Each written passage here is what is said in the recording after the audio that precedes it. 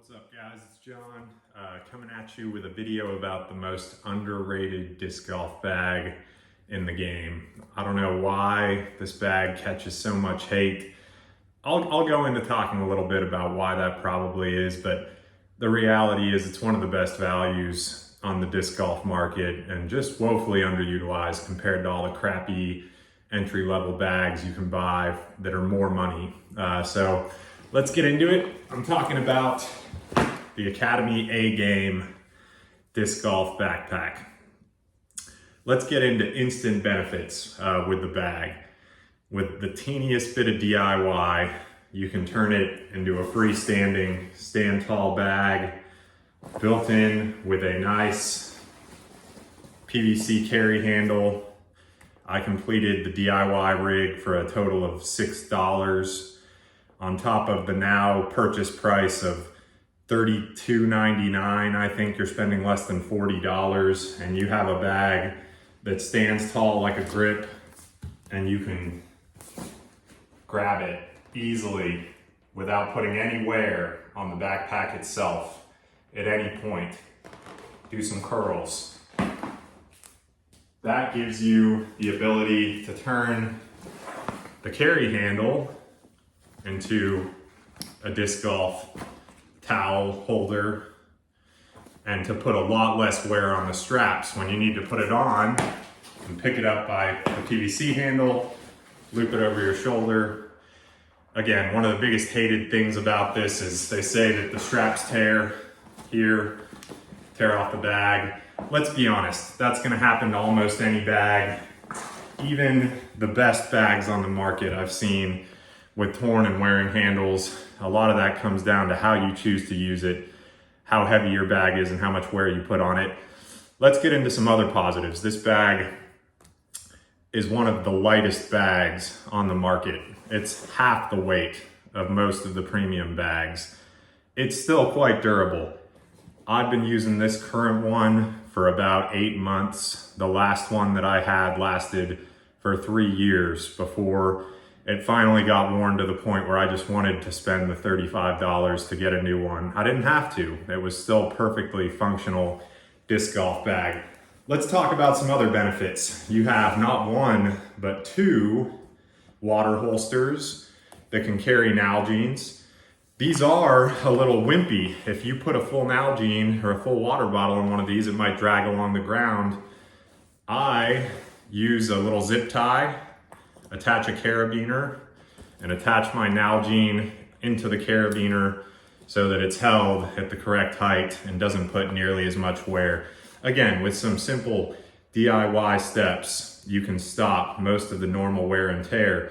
And again, even the best bags are gonna have the same drag with a full water bottle, absent something like a carabiner hold. So I highly encourage you to think outside the box. Think about ways that you can encourage better use of your bag and less wear and tear on your bag.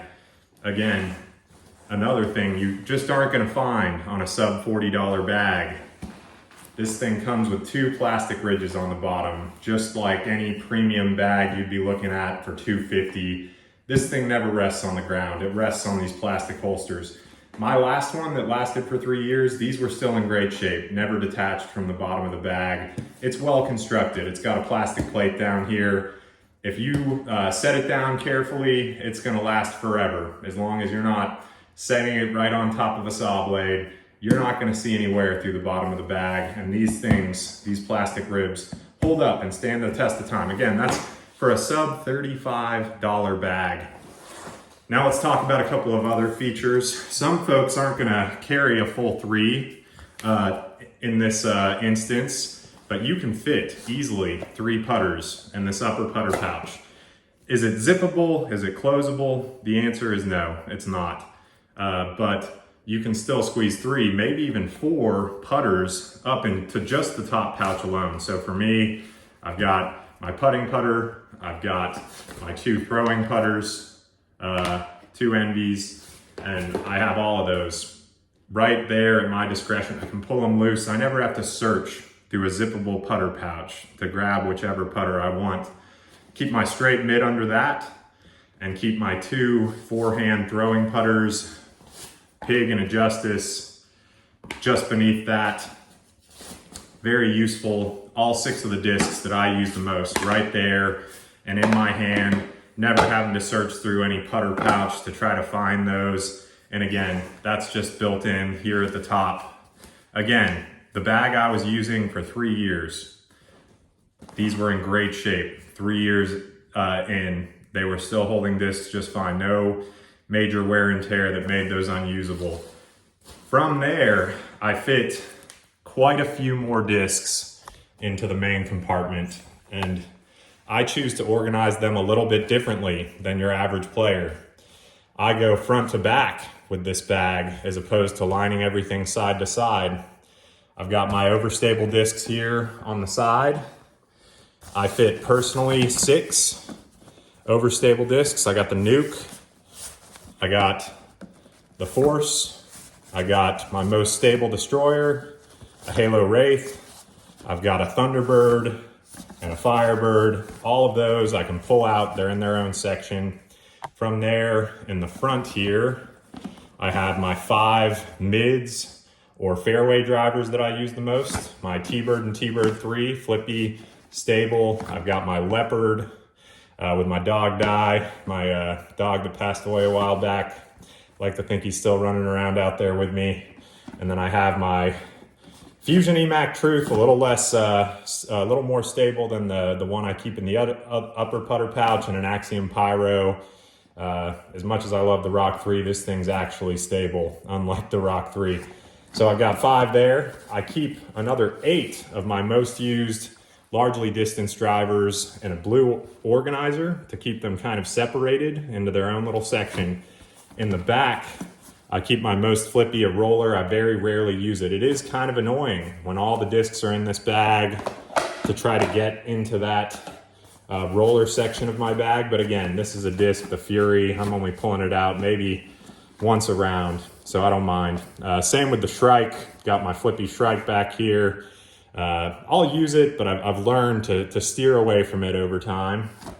From there, you got the Ballista Pro, a slightly more stable Shrike that I use a lot more, and then a couple of more stable style Wraiths, and then my 2 Destroyers. Nice old AJ Destroyer that's pretty flippy bomber, and then my go-to Sakibot Swirly Dyed, custom by my buddy, and that's my go-to. I keep it right there up front. Now, one advantage that this bag and this style of organizing your bag has over just about many other bags that I've seen and in the bags, I like organizing it front to back and with this side, because I am never going to lose a disc here when it comes down to the question of do I have all my discs when I'm finishing up a hole or finishing up my round, because mine's organized really carefully. I don't need to look side to side and count 20 discs. I go, do I have my 5? Do I have my 8? Do I have my 6? Do I have my 6? So I'm thinking 6, 12, 17, 25. And it's pretty easy for me to quickly count, get to my total number there, and know that I've got all the discs in my bag. So you're never gonna catch me forgetting my mulligan and walking away from one of my favorite discs because I just didn't notice side to side that one was missing. Again, this is for less than $35. You can get this bag. Let's talk about my DIY project to give it a little more stability as a stand-up bag. This thing is a little floppy naturally, but all I did to solve that issue was to install a very basic metal framing device that kind of just slips in and out of here.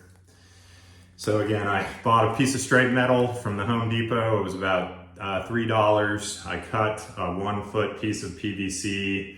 That was $1 or $2. Got it cut at the Home Depot. You don't need to have your own tool. And then I just took some time and bent it into a frame. A lot of folks that use this bag suggest making a PVC frame. That takes up too much space. You can't fit as many discs in your bag if you're gonna do that. So for me, making this metal one, taking a little time, and then just getting it sized right so that it squeezes right in and that handle works. It goes from the way that it was, which is a little droopy. It'll stand up a bit, but if you put all those putters up there, it may droop on you. But put this sucker in here, and it serves so many purposes. The biggest of which is having this great carry handle that you can utilize at your discretion to make sure that you're not putting as much wear on the bag when you pick it up and set it down. And the second being just putting you in a position where the bag stands up nice and tall, and honestly is comparable in its stability in that regard to any premium disc golf bag you're gonna find on the market. So in the end, load it up. You got 25 discs that fit easily.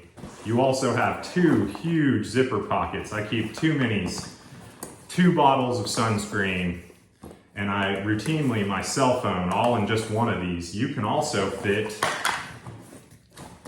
discs.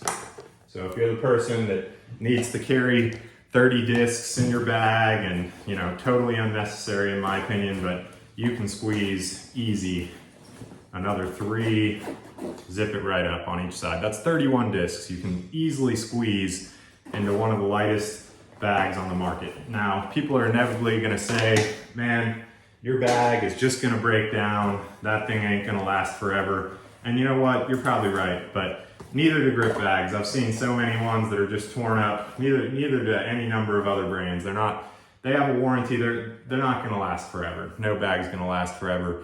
When you need to go out and get a backup of this, it's $30 once again. You also got this nice front pouch here that you can see.